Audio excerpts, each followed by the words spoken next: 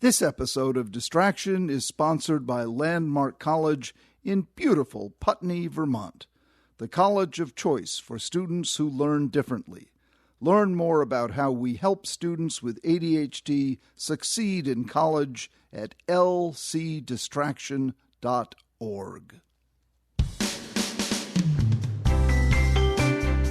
Hello, this is Dr. Ned Hallowell with a mini episode of the podcast called Distraction. This one, you're going to love this one. This one has a major, sterling, valuable, single take-home point.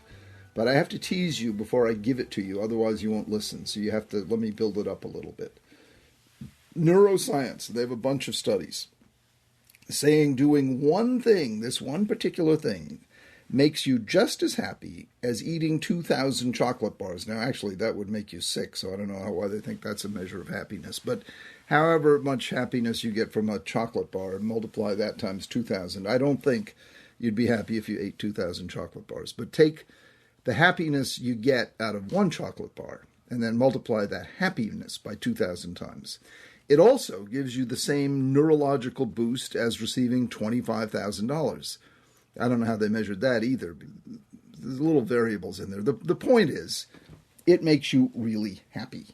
One study took place in the UK where researchers used brain scans and heart rate monitors to generate what they called mood-boosting values for different stimuli.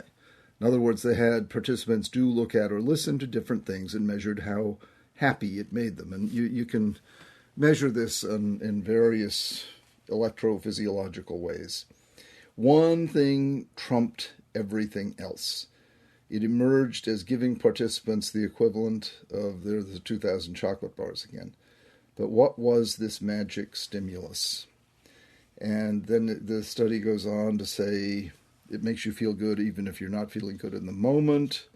And they found this with fMRI out of the Technische Universität in Munich, pardon my bad German, demonstrated conclusively that the brain's happiness circuitry is activated by this one particular stimulus, which I will reveal to you in a minute.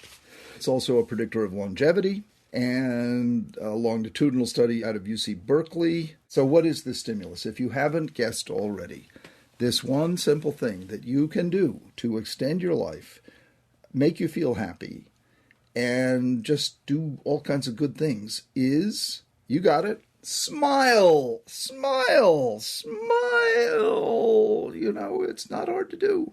You know, some people won't do it. I play a little game when I'm in supermarkets and I'm wheeling my cart down and I try to get the person wheeling back me to smile at me. And I do that by looking at them and smiling. Some people behave as if I've assaulted them. They run the other way. They get all paranoid and huffy. Other people just completely ignore me as if I totally didn't exist. They just walk past me without batting an eye or an eyelash or twitching a facial muscle. And then there are the ones who smile back. And it's like we're a member of a secret society. But guess what? We're going to be the ones who live the longest, and we're the ones who are the happiest, and we're the ones who are doing the most good for the world. So there, you frowners and you grumpy avoiders and you paranoid, mean old curmudgeons. Smile back, for goodness sake. Smile back. Someone smiles at you, smile back. Would it kill you to smile? Well, some people seem to think it would. But the fact is, it does just the opposite.